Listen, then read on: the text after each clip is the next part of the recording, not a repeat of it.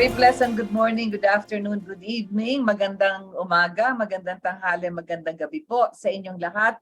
Wherever you're located and whatever your time zone is, this is Rita Gadi together with Paglinawan, welcoming you to Crossfire. Sa araw pong ito, mahalaga po ang ating pag-uusapan, kagaya ng mga nakaraang Sabado na talagang mahalaga ang pinag-uusapan. Ngunit sa kasalukuyan ay talagang kailangan bigyan diin itong ating mga topics, lalo-lalo na para pang palapit na ang oras ng peligro, kung sasabihin nga natin ganon.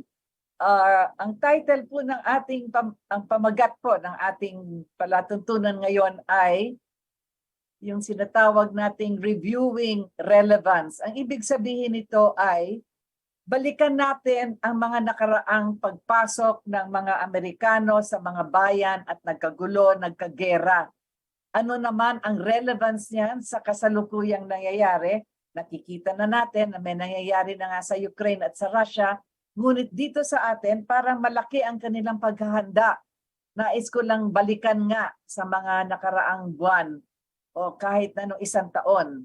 Ilang mga malalaking tao ng Amerika ang tumungo dito sa Pilipinas, makipag-usap sa kanilang mga counterparts at sa ating Pangulo, si President Ferdinand Marcos Jr., yung si Vice President Kamala Harris, naalala niyo, pumunta pa yan ng Palawan, yung Secretary of State na si, ano bang pangalan dito, si Blinken, yung kanilang Deputy Secretary Lloyd Austin, yan ang nag-una nagsabi na magdadagdag pa ng 4 na lugar ng mga base ng Amerikano dito sa atin.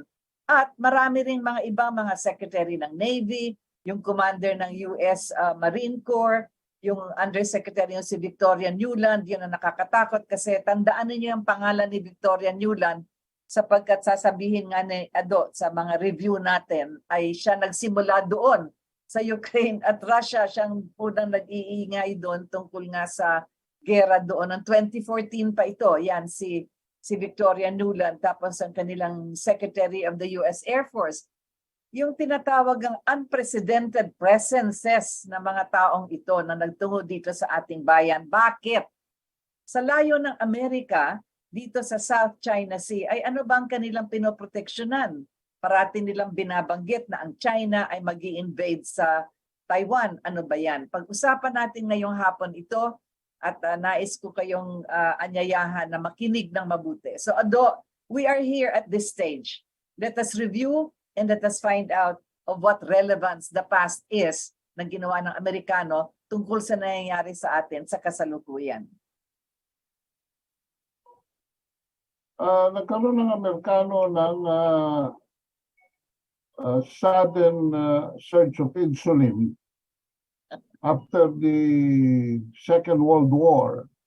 Alam niyo, itong mga duwag na Amerikano, hindi naman ito sumabak sa gera, pandaigdigan, yung pangalawang digmaang pandaigdigan, agad-agad. Hinintay muna niya na humina ang Allied Forces led by the British. Kaya alam niyo ba mga bansa, ang utang ng British sa armament sa United States, yun ang inasikaso ng Estados Unidos eh. Nag-supplier muna siya ng armas.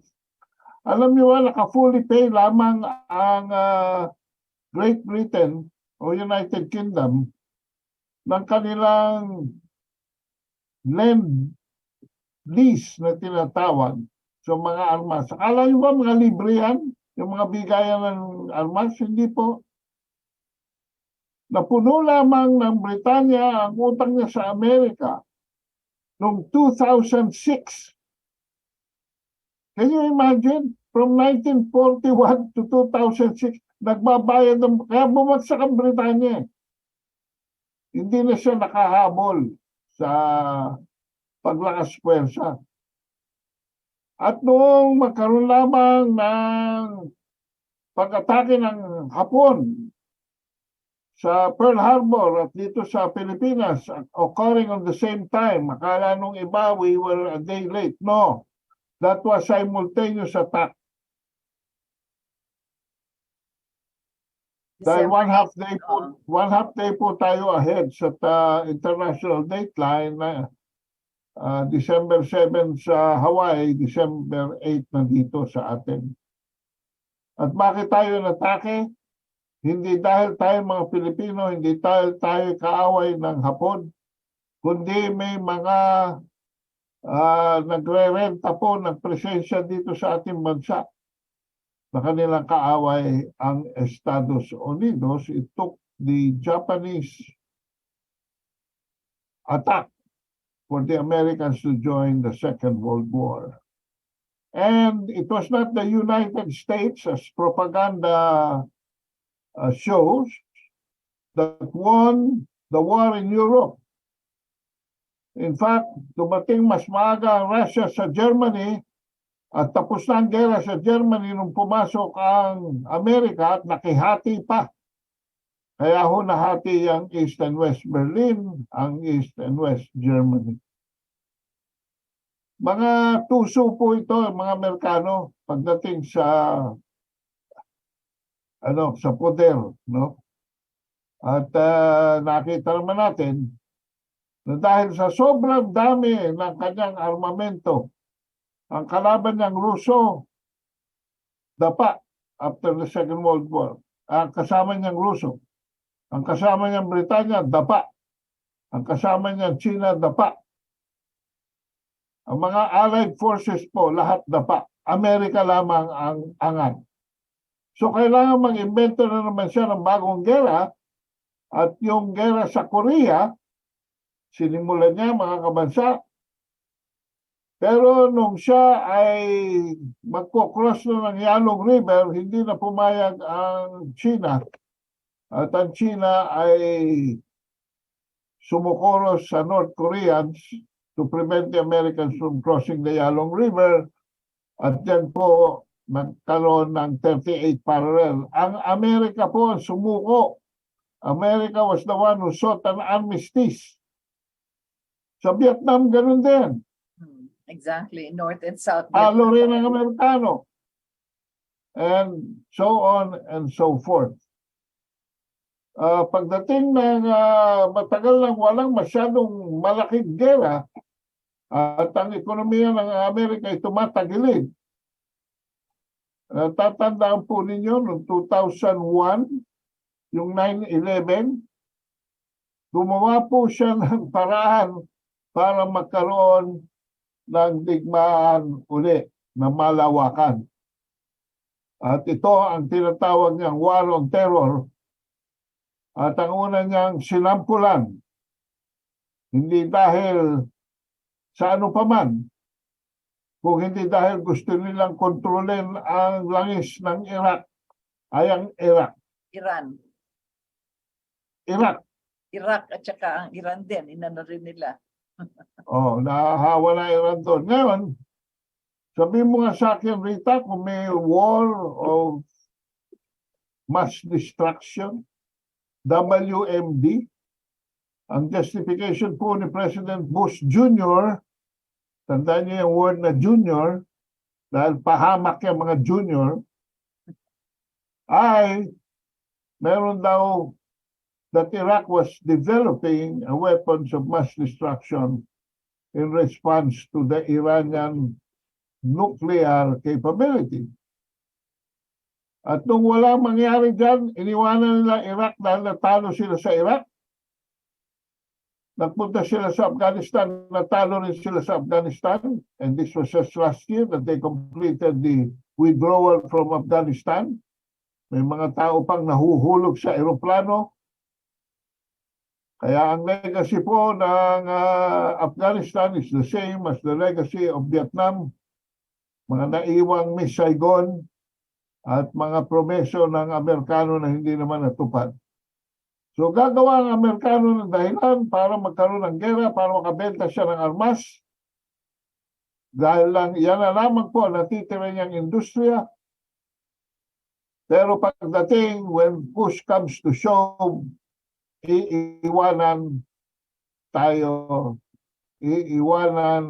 ang sinuman ng mga Amerikano. Exactly. So Well, that is, ginawa- tama yung sabi mo, Ado. Yan ang sinasabi nga natin. If we review the past episodes kung saan ang Amerikano ay pumasok sa mga bansa, maraming dahilan ang kanilang ginagamit. Yung pagpasok nila sa Iran, yan, naghahanap sila ng weapons of mass destruction. Pumunta pa sila sa United Nations. Then you have their officials screaming their throats out saying that there are weapons of mass destruction. I think I've repeated it so many times. The United Nations itself has sent 2 or 3 different groups led by nuclear physicists, scientists, etc., to look for these weapons of mass destruction. They did not find any, and yet they invaded. Ang dahilan naman nila pagpasok sa Iraq, diyan naman kay tinatawag natin lahat yung kanilang mga ginagawa, may ibang dahilan din because they say that there is, sabi nila merong human rights violation, kailangan alisin yung Pangulo dyan sapagkat merong masamang ginagawa. So they do this. They bring out a propaganda machine first. The same thing that they did in Nicaragua, yun din ang ginawa nila, in Nicaragua, yes, and then in Panama, ganun din ang ginawa nila kay Noriega. Yan sinasabi ni Ado, yan po ang ating review ng mga nakaraang episode kung saan nagkagera sa mundo. Kaya itong nangyayari sa Ukraine at Russia, napag-usapan na rin ni Ado yan sa nakaraan, ngunit pwede pa natin balikan ngayon sapagkat patuloy pa rin ang hidwaan dyan. Sinasabi nga natin parang surrogate wars. It's actually America versus the Soviet Union, the same thing that happened in Vietnam. It is also between the Union of Soviet Socialist Republics, which was the Soviet Union at the time, versus the United States of America. Hindi naman yung mga Vietcong at saka ang mga American soldiers, ganun nga. So yan ang, kaya sinabi ko nga tandaan natin yung pangalan yung Newland na yan, sapagkat this thing that's happening in Ukraine did not just happen last year. Nagkaroon nga sila ng 1-year anniversary. This actually was something that happened already, that began in 2014 because they wanted to push Ukraine to be a member of the NATO, and then yan ang pinakamalapit kasi sa Russia. Tapos lahat na ng bintang ginawa nila that Russia wanted to invade Ukraine. Again, if you go back in history, Ukraine was one of the republics of the Soviet Union na pinakawala na, binigyan na ng independence ng Russia itself. So bakit pa niya i-invading ulit anyway? So that is now the danger that we are facing here in the South Pacific, in the South China Sea. Remember, we are a country in the midst of the Pacific Ocean and the South China Sea. But now they're beginning to have the propaganda that China wants to invade a province of China, which is Taiwan. Already, the United Nations has recognized there's only one China policy, which is the People's Republic of China. Para ba yun nangyari noon? Ang Hong Kong at saka Macau, hindi ba tinurn over din sa mainland China because that really belonged to them. Ito rin ang nangyari sa Taiwan. Taiwan is governed by its own separate government but under the administration also of Beijing. Sila ang parang sinasabi nga, meron silang ang tawag dito, administrative arrangement regarding that. So yan, ang sabi nga ni Ado, nanggugulo sila, pumapasok sila. It's not just to enter because of they put up the banner of democracy, pero ang talagang interest nila ay, yun na nga, sa armas o kaya kung ano yung natural resources na gusto nila sa bansa na yon. Kagaya nga ng ginawa dyan sa Libya, pinasukan nila yan si Gaddafi, pinasukan nila ang Iraq at saka Iran, at makikita nyo kung sino ang mga companies ng Amerika na ngayon ang nakikinabang dun sa oil nitong mga bansang ito. Kaya malungkot po ang nangyayari sa mundo, ngunit ang mahalagang maintindihan natin ang ngayon pangyayari dito sa atin. So Ado, where is the anxiety that we are raising at this stage here in the South China Sea? Where you have, I think next month, Ado, the biggest visiting forces balikatan exercises next month to be participated in also by Australia and New Zealand. Ano ba yan? Bakit bakit kinailangan ng ganyang kalaki? The biggest daw in history. Plus the fact that it comes in tandem with additional 4 or 5 Philippine bases that will be established for the benefit of the Americans. Well, hindi ko nga maintindihan. I was talking to Rodrigo Bonifacio before the show.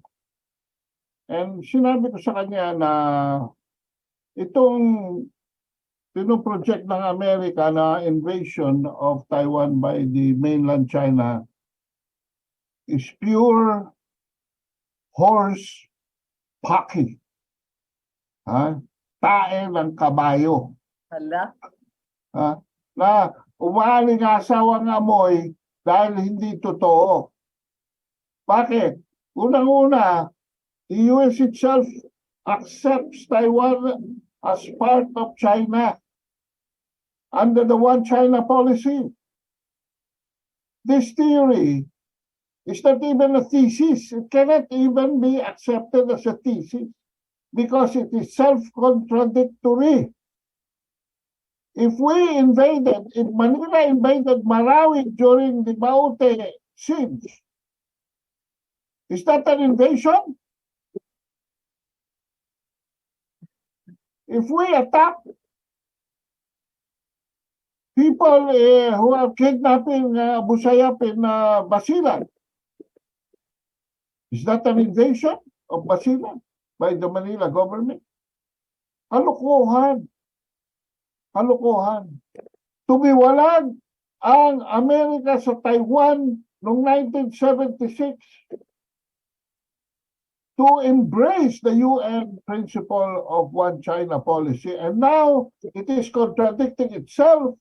Why? Because it wants to create trouble. Hindi siya makakita, Rita, kung saan tutumbukin para makapivot ang Amerika dito sa Pilipinas na matagal na nilang pinaplano. Ito ay in-announce pa ni Barack Obama at the turn of the decade. You know, there are so many issues that are coming out dito sa South China Sea. Nung simula ay mga islands, mga rocks, mga islets at lahat ng yan. Merong mga governing universal I am leading to that, Rita.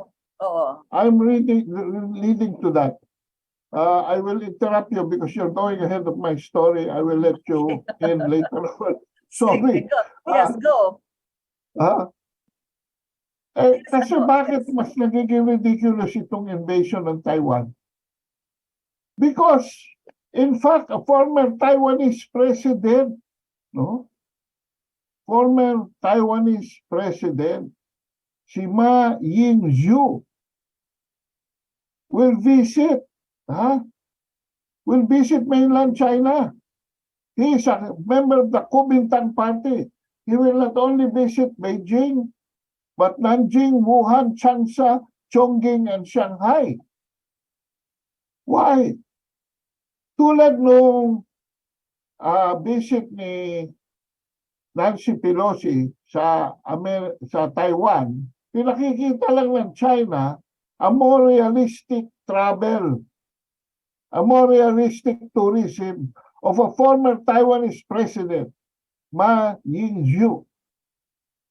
Why? Because the Communist Party of China, the Chinese Communist Party, and the Kuomintang Party have already united against Tsai Ing-wen of Taiwan, the president of Taiwan now, and her Democratic Progressive Party. Yan po ang buong katotohanan. No? So Taiwan is a dead herring here. If not Taiwan, then, ito, pasok tayo doon sa senaryong pinapasok mo. If not Taiwan would fuel the outbreak of a controversy here at Southeast Asia that will merit a pivot by the United States military to Asia, then what? How will the US start a war in our region? So tinakot nila si PBBM, si Marcos Jr. about Taiwan. Eh wala naman tagpuntahanin yan. For the meantime, habang nandyan yung Taiwan, mag-armas ka Pilipinas. That will explain the 4 additional sites of EDCA. And then later on, the U.S. will strike an incident to start an engagement and then invoke the Mutual Defense Treaty for the U.S. to attack China. Yan ang proxy war na pinapasok ni Marcos Jr. na wala siyang kamuang-muang. No? Because unlike Noynoy Aquino, who volunteered for the Korean War, sa mga good time lang nag-volunteer ito si Bongbong Marcos eh. Ha? So, an incident like how the Americans sank the Maine at Cuba to start the war with the Spaniards on February 15, 1898, an explosion of unknown origin sank the battleship USS Maine in the Havana Harbor, killing 266 of American crew. The sinking of the Maine incited the United States passions against Spain, eventually leading to a naval blockade of Cuba and the open declaration of war against Spain. Unknown origin? Rita, we already know by now that the U.S. deliberately sank its own ship and sacrificed the lives of its own men. So, kanina nga tinatanong ko, bakit? Meron bang weapons of mass destruction sa Iraq to justify the invasion of the U.S. noong March 2023? Do you really believe the Al-Qaeda fell to the Twin Towers with 2 planes without a demolition component inside the building? Aba, sinubukan na nga, Rita sinubukan na nga ng Amerika, engage tayo with China. And this happens sa Scarborough.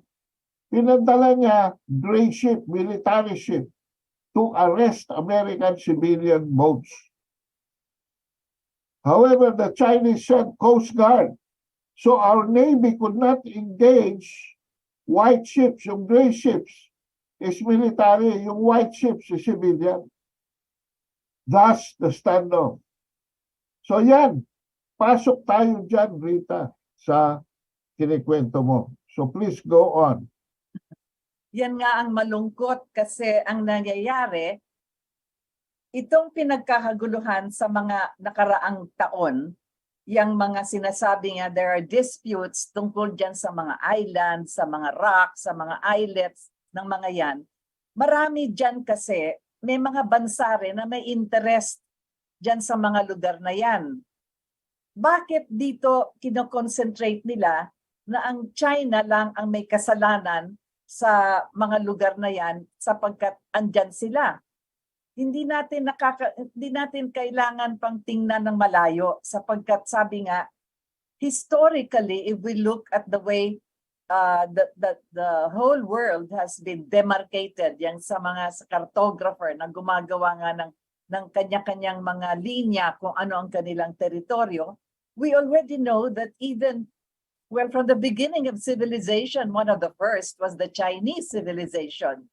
India, yan ang mga nauuna. Sa tingnan mo yung history of world civilizations, sila mga nauna. So even as early as thousands of years ago, they've already had this territorial area that they believe, not only believe, but their cartographers have already defined for us belonging to China.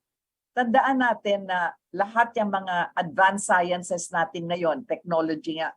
But in the early days, meron na talagin sila mga astrological measurements. I mean, of course, you have the wonders of Egypt and the pyramids. These are all astrological structures. Ganon din dito sa atin sa South China Sea. Anong ginawa ng Amerikano, as Ado was saying, they try to shift it. Una sasabihin, pivot nila dito sa Asian region. Why? What's the problem for America here? America has to cross the Pacific Ocean, the largest body of water on the planet, before they can be attacked coming from China. At alam naman nila also the war material that China has, pinapantayan din ng Amerika. And besides, China does not have a history of invasion. So ano ang pinoprotektahan ng Amerika? Ang sabi nga, tayo daw, ang Taiwan daw. Bakit kailangan protektahan yan? Has China ever declared that it intends to invade Taiwan? Listen to the latest propaganda and press releases they have. Yung mismong mga anchor nila sa kanilang television stations, yan ang kanilang sinasabi. We have to prepare for the invasion of Taiwan. My goodness, Well, they should... Yeah, yes, Ado. Ito ang aking reaksyon dito, no? Ito ay isang kabalintunan, kabulastugan, kalokohan. Bakit? Bloomberg mismo, nitong March 10, a few days ago, wala pang 2 weeks. Ito, babasahin ko straight from the news report. This is a news report. Ha? This is not a scenario. This is not a column. This is not a commentary. This is not a thesis. Just facts. I will quote an article by Daniel Flatley. The U.S. intelligence community assesses that China does not want a military conflict over Taiwan, even as it's determined to bring the independently governed island under its control. Officials told the House of Representatives hearing Thursday. So this is an official congressional hearing where the head, it is, quote, it is not our assessment that China wants to go to war. I will repeat, it's not our assessment that China wants to go to war. Director of National Intelligence, Avril Haines, told the House Intelligence Committee as part of an annual briefing on worldwide threats faced by the U.S. Central Intelligence Agency Director William Burns, testified also that President Xi Jinping has been sobered, pumapil pa, has been sobered by the U.S. and allied support for Ukraine in response to Russia invasion a year ago. So these are intelligence people, no? And what these people are saying? The intelligence community is already telling the world that your Taiwan thesis is a dead herring. Hindi totoo yan. Hindi totoo yan. No? So yan. As to whether the U.S. should drop its long-standing position of strategic ambiguity on Taiwan, Haines cited President Joe Biden's repeated statements that the U.S.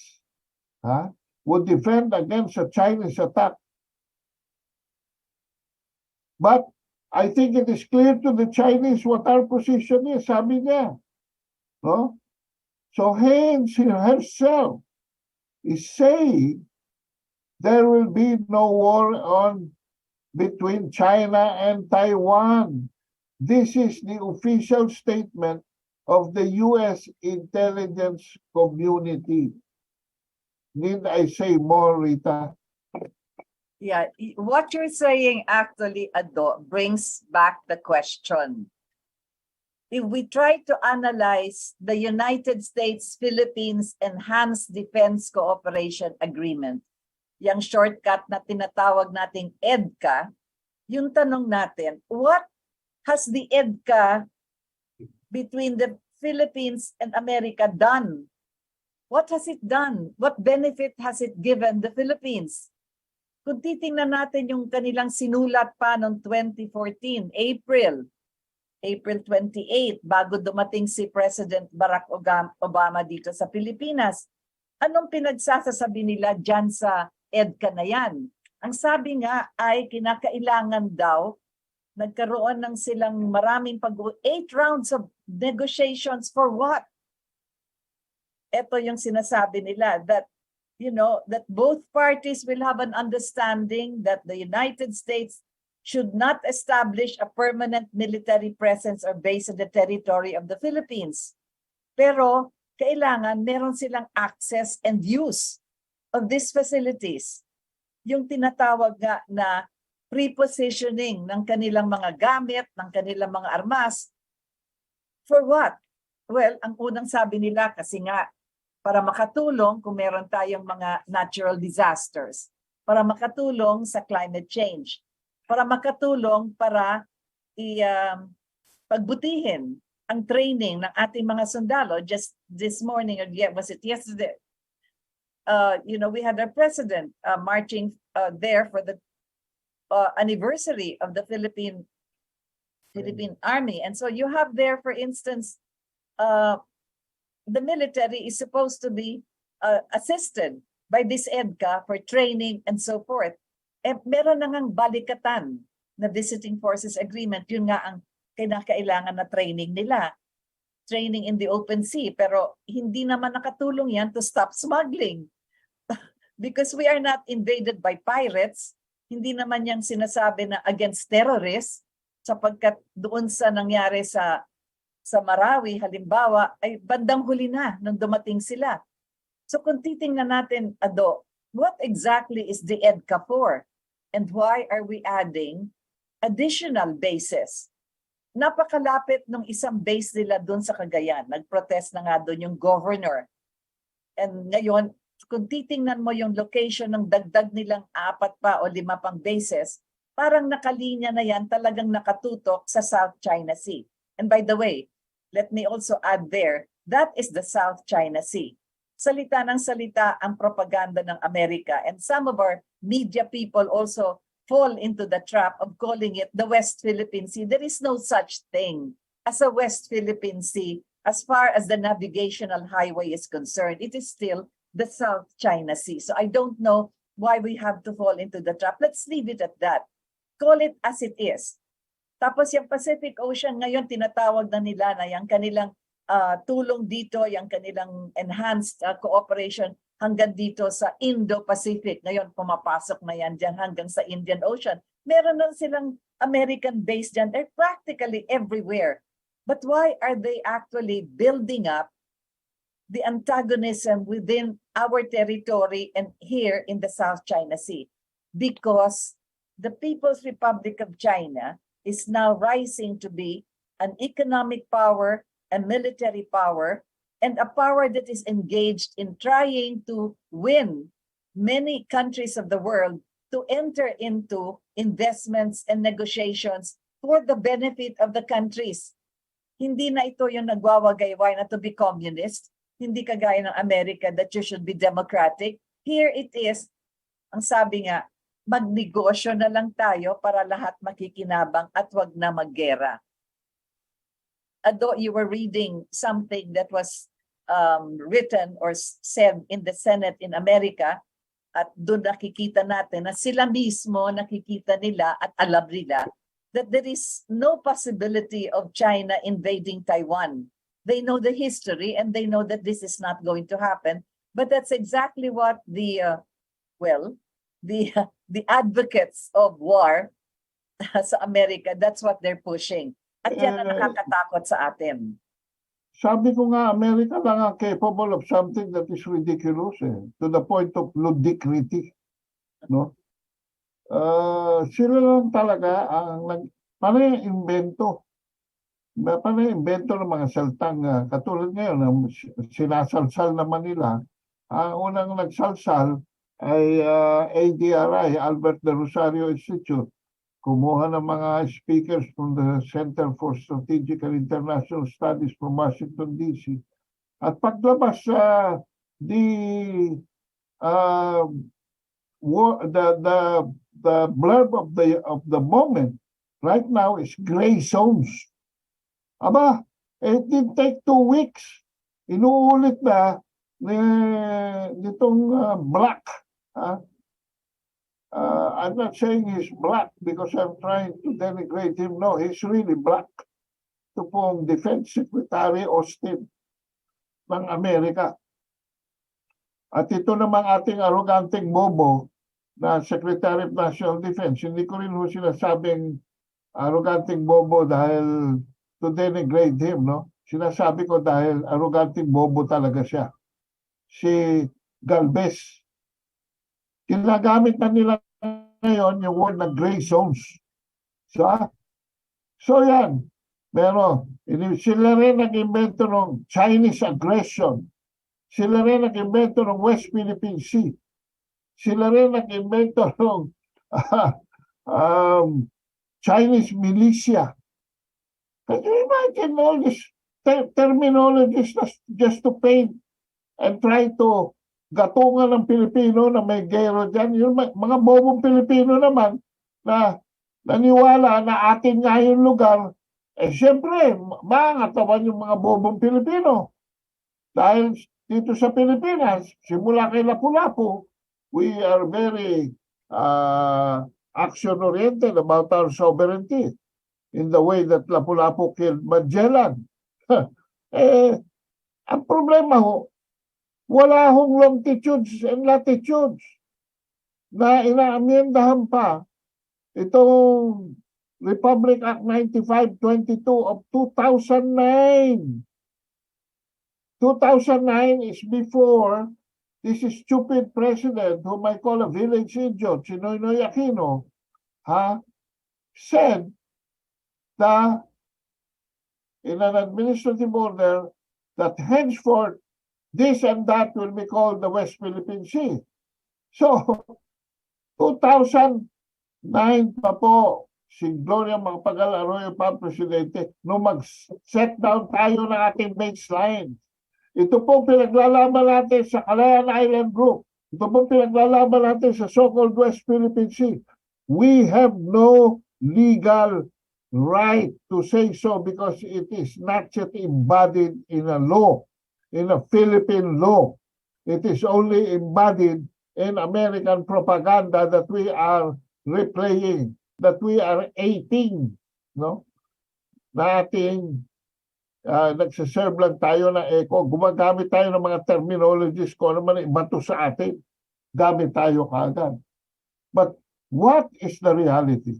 Kaya nga tinatanong ko itong tinawag ni Harry Roque, na ignoramus na commandant ng Philippine Coast Guard. Tinatanong ko rito kay Admiral Abu, ano ang baselines na ginagamit ninyo sa pagpapatrolya ninyo na sinasabi ninyo na atin yan? Wala pa yan sa batas. Wala pa yan sa mapa. Hindi pa yan accepted by any other country, and definitely China cannot accept that because what we're talking about is their territory according to their own claim. Rita, dinideny pa ni Bongbong Marcos. Ang sabi ni Bongbong Marcos, basta atin yan, at sila nangaagaw. Mr. Marcos Jr., review for examination dahil pagka ikaw ay tinawas ngayon, hindi ka na nalalayo. Kaya nga tinawag ka ni Bubi Tiglaw na Noy-Noy Dos. Make us believe na you're doing your homework also. Because you cannot say categorically that whatever they're saying is West Philippine Sea. At ang malas nito, pati yung katalinuhan ni Marcos in designing the Calayan Island Group, hanggang ngayon hindi pinoproteksyonan. Walang proteksyon sa batas dahil walang amyenda baselines law. So, konklusyon, anong ginagawa ng Philippine Coast Guard natin doon sa South China Sea? I have only one conclusion, Rita. They are lost at sea. Alam mo, Ado, I've said this a number of times. Every time we become critical of the man in power, sabi ko nga, na-cover ko yung kanyang ama, and that is where I realized that in the pinnacle of power, there is just one man alone who can see, who can feel, who can sense, who is given the information that is beneficial to the country and, of course, sometimes exclusively for the president alone. Kaya kung siya ay nagsasalita, kagaya ng kanyang ama, o meron siyang desisyon na gagawin, I give the leeway, kumbaga sa mahabang pag-iintindi and understanding, precisely because he alone knows how he speaks and what he talks about. But he will have to talk to us, the people, regarding this. Yun ang mahalaga. Let's give him the benefit of the decisions and the words that he speaks. That no territory should be taken, he will not allow this, etc. Although it comes in conflict with other statements that now foreign investments can own everything that they want to own here if they want to invest. Alam mo, pag minsan nagkakandabuhol-buhol nga kaya kailangan ay ma-indexing din at malaman yung mga statements that are being pronounced. So, President Marcos Jr. has made a number of statements regarding this, and we are sometimes questioning, tama ba ang nabigay sa kanyang information tungkol nga sa nangyayari dito sa South China Sea? Sapagkat mahalaga din na parati nating sinasabi, Ado, there is a historical basis and foundation for many of this. Even his own father, sa kanyang diskurso sa state visit sa People's Republic of China, yun ang bukang salita niya. We were connected to the mainland by land bridges. So kung talagang wala pang mga muhon noong panahon na yun or demarcation lines, sabi nga, meron silang mga na-unearth na mga buto ng elepante sa northern part. So there must have really been some crossing of animals coming from the mainland to the northern part of our country. Kaya mahalaga na bigyan natin ng pagkakataon ang ating Pangulo na sapagkat ngayon talagang hindi yata naiintindihan mabuti ng taong bayan. I'm saying this because there is not much discussion regarding this. We don't see any much media opinion writers or columnists or even newspapers or broadsheets or even on radio, even on television, getting into a discussion of this which is so critical. Itong nangyayari sa South China Sea, bakit nga hindi pinag-uusapan yung EDCA na yan na magdadagdag pa ng 4 na nakakatakot nga sapagkat ang talagang binabanggit ng mga Amerikano na kinakailangan andito sila sapagkat magi-invade ang China sa Taiwan. So, we have to understand this. Let us wait for the president to talk to us, to talk to the people. This is the situation now. This is where we are. This is why we need 4 other bases. It's not a justification just for the sake of, a justification for the Americans or for those in the negotiating table. Kailangan maintindihan ng tao bakit kinakailangan na pinagbabawal na nga ang American bases dito. Nasa Constitution na nga yan. At ngayon ay siyam pa ang magkakaroon ng mga presence ng American military personnel and material dito sa ating lugar. Yun ang mahalaga. So, sabi mo nga, if there is one thing I can credit Bongbong Marcos with, it is his attempt to escape with public relations. But his public relations is so weak and misdirected, and by the wrong people who have no knowledge of history, who have no knowledge even of his own father. Kumuha siya ng mga ang babata ng mga nakapaligid sa kanya. Isa lang yata ang medyo matanda doon, yung Mrs. President. Pero kailangan, Rita, magmuni-muni na siya rito at gumawa na siya ng desisyon dahil as we speak, nabulaho na naman ang development ng Pilipinas. Ito tayo naggegera-gera. Ito tayo puro possible invasion of Taiwan. Expansion of the EDCA. Nalubog tayo na naman sa kalokohang usapan. Wala namang paroroonan. For the meantime, gustong-gusto na naman niyang banggitin ito. 10 ng paghanap dito sa mga magkakapatid na Tebes sa pagkamatay ni Governor Digamo. Yan ang mga inuuna ngayon ng media para pagtakpan ang kapalpakan ng administrasyon na ito. And I am directing the crossfire straight to Malacanang. Bakit? Huling-huli namin ang iyong Secretary of Finance is window dressing the inflation rate to 8.6% when the Philippine Statistics Authority says it is at 9.7%. That is cheating, Mr. President.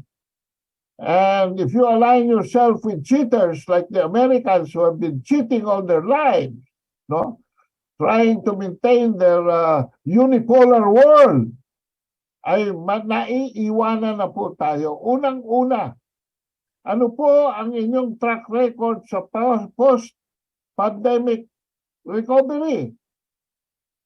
Pangalawa, ano po ang stand ninyo sa mga kalokohan ng Estados Unidos sa mga sanctions sa Ukraine na hanggang ngayon ay nakahulagpos sa ating mga kamay at hindi tayo makatake off?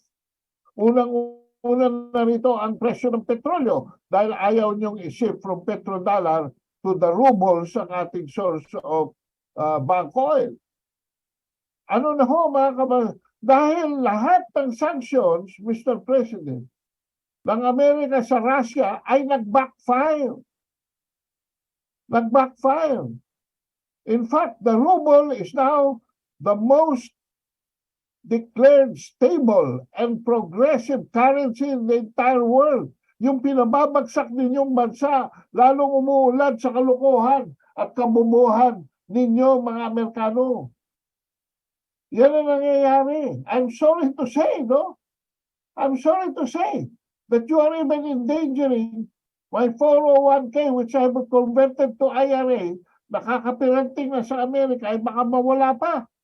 Because last year, my IRA declined by 10%. I would like to repeat, my IRA declined by 10%. A 10% drop to 12% is dangerous sa securities management in just 1 year. So anong ginagawa mo? How do you position the Philippines? Saan tayo kukuha ng wherewithal? You know, Rita, a vice minister, a vice minister will visit Bongbong Marcos soon, coming from China. And I think the basis is, the topic, itong expansion ng EDCA basis would be the topic. And I think the message will be given to him clear and loud. Pag hindi mo iniurong yung mga base militar ng Amerikanong itatayo dyan sa bansa mo at ang panluloko ninyo sa propaganda laban sa China, iuurong din namin ang mga imports namin sa inyong bansa. Saan ka dadamputin? Saan ka dadamputin pag inalis ang suporta sa pineapple, suporta sa banana, suporta sa durian, suporta sa bigas, suporta sa turista, suporta sa investors.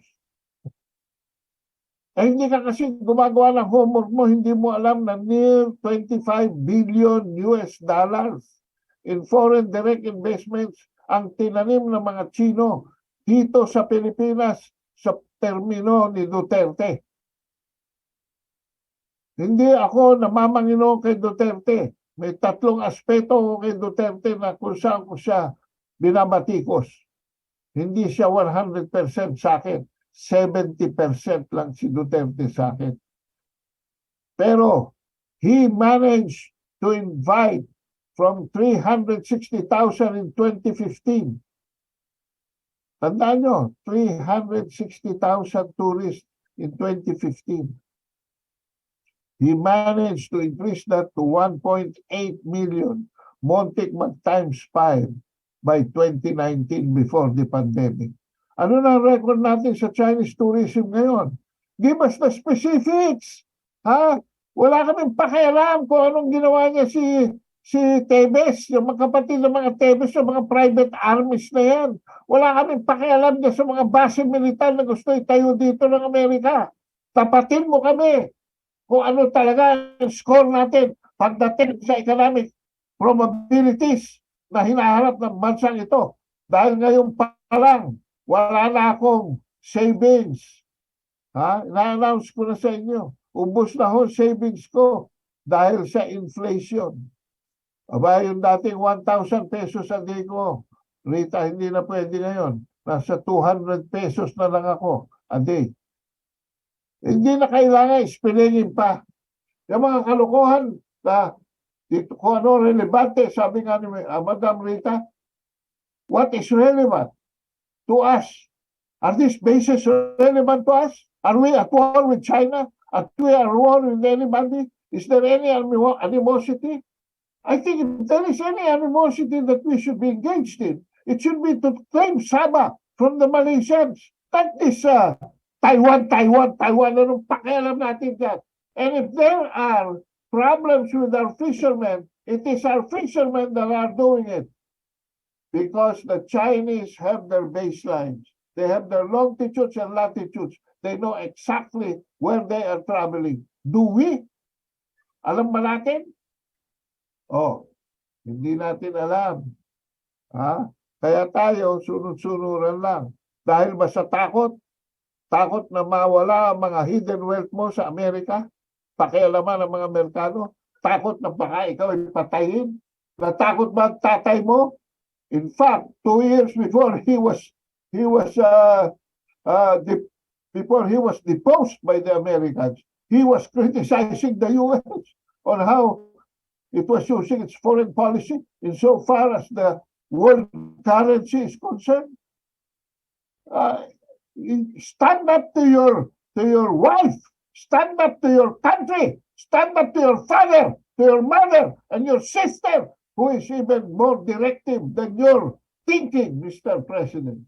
Ano po? Oh dear, that's Ado Paglinawan. And together with me here in Crossfire, that's exactly what we have been trying to emphasize. He gets really emotional, but all of us should really get emotional about this. I cannot overemphasize the fact that there are already 5 Philippine bases occupied by the Americans over the past years from 2014. That is why I posed that question earlier. What has it done for us? How many disasters have already occurred in our country when one of the important provisions in that agreement of that EDCA, that's why they're here in those bases, is to help us, to assist us, where all of these changes in the climate and the disasters that are occurring. We have 24 typhoons practically every year that hits our country. Can they use their armaments and their war material to ban or to prevent the winds and the waters coming from the Pacific Ocean gathering to hit our country, especially in the eastern seaboard? Do they have the scientific know-how as far as eruption of volcanoes are concerned, earthquakes, which are not predictable? But when it happens, where are they? So here we have a ship that sunk with oil spilling and that will be reaching many of the areas which are actually targeted for tourism.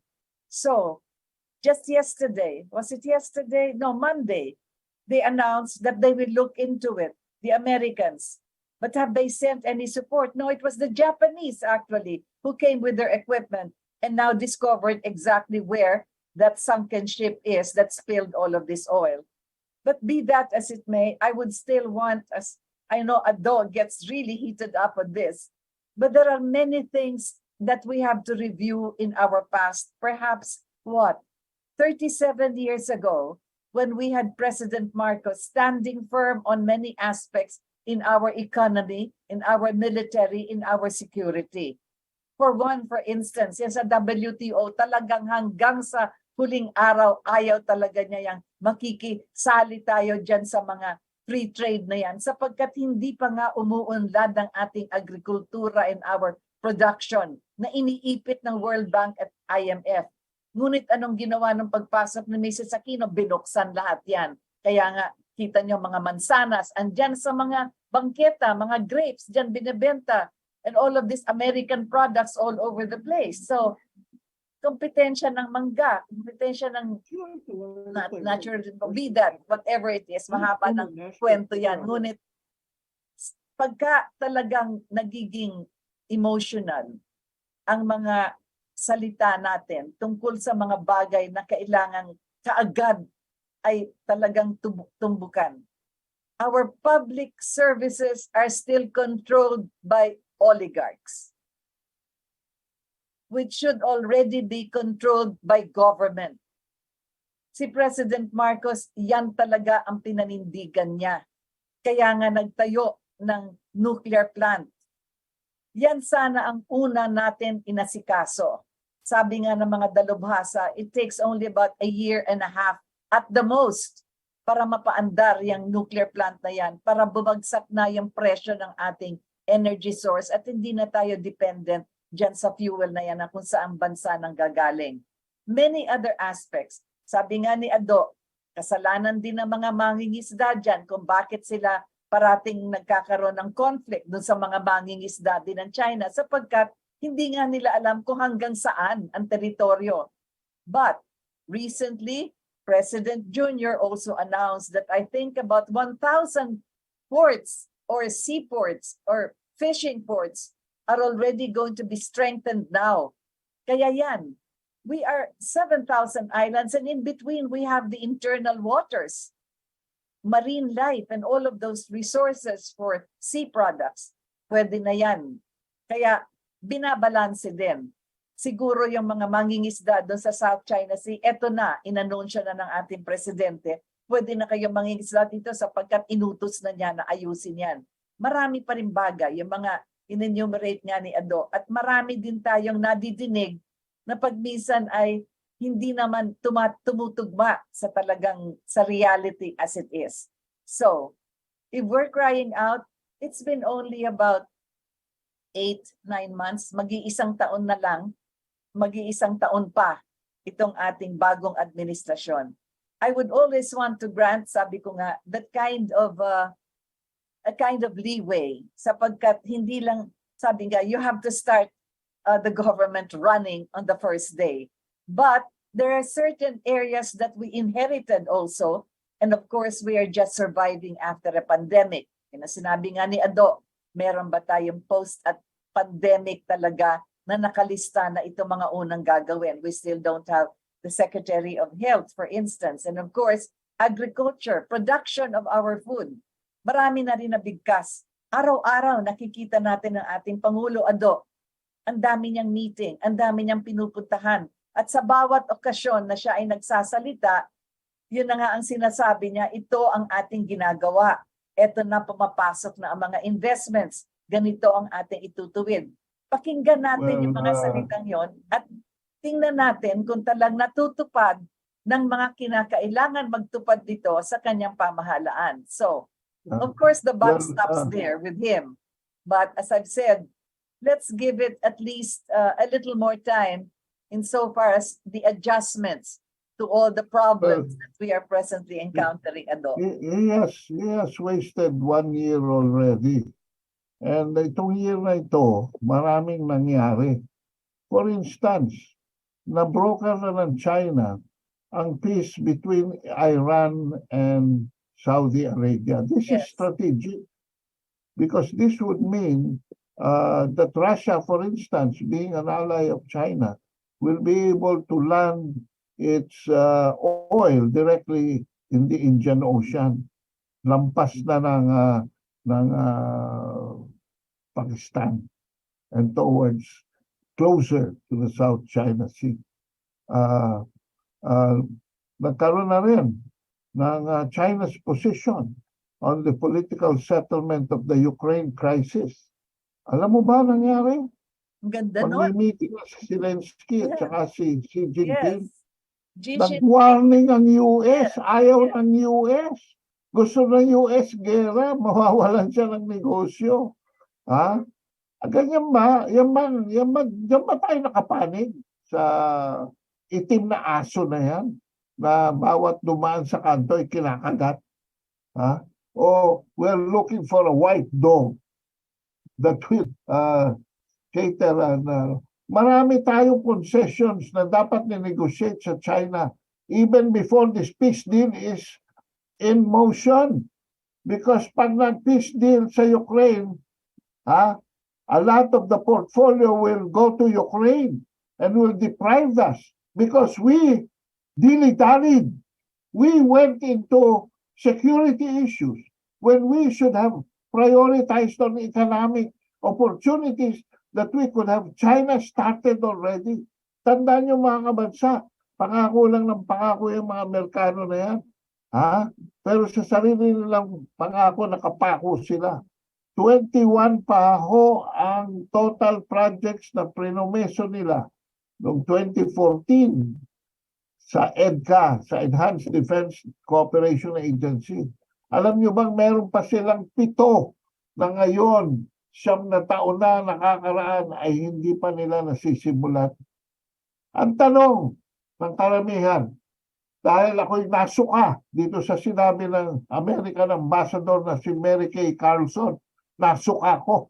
Ang sabi niya, all the areas where there will be EDCA bases will benefit tremendously and economically from the presence of those Americans. Kalokohan ho yan. Ito ang tanong ko. Were we better off today in Clark and Subic than when the Americans were there? Tanungin nyo, sarili nyo, kung yung pagbubunyi ng malakas na free ports, 2 free port, Clark at Subic, wala makapasok na Pilipino dyan dati. Pero ngayon, free port na ho yan. At yan ang ating flagship projects. At maraming na empleyo, maraming nag-invest, at marami pang darating. Okay, Pero kung priority nasa security at gusto ng American gawin yan, Zambales, in other words, yan, Subic uli. Dahil meron na silang basa airbase sa Pampanga, gusto nila kunin uli yung Subic na Blue Water Harbor, ewan ko kung matutuloy. May mag-invest ba sa Subic kung ang Subic ay target ng possible retaliation by an enemy? Anyway, I just want to interrupt briefly, Ado, sapagkat mahalaga po ang nangyari sa meeting ni Xi Jinping ng People's Republic of China at ni Russian President Vladimir Putin. Mahalaga po yung meeting na yon, and they came up with a statement.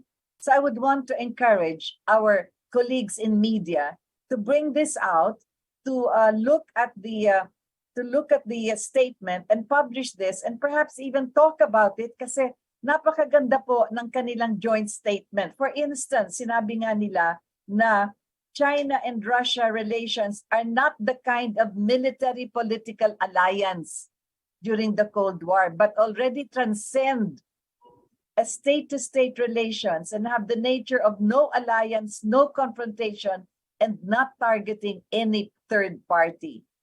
Kaya sabi nga nila ng dalawang leader na yan, different countries have different histories, different cultures, and national conditions, and they all have the right to choose their own development path, and there is no such thing as a superior democracy. The Russian side also regards the Global Civilization Initiative that was proposed by the Chinese side. So doon makikita, basahin po mabuti ito sa media, at ang kinakailangan po ay mapag-usapan ito sapagkat ito na nga, nagbo-broker na nga sila na itigil na yung hidwaan dyan sa Russia at saka sa Ukraine para magkaintindihan na progress and prosperity and the growth of nations should come into fore in an atmosphere of peace. Peace. Hindi itong parang nagdadagdag pa tayo ng init at ng possible confrontation dito sa ating lugar sapagkat nga gawa ng pag-increase itong basis na ito. So again, Ado, we have barely enough time to discuss other issues in this short program, but we are encouraging our media to look into many of the arrangements that are already made, to look into the EDCA, talk about it, and let our people know if this is actually what we need.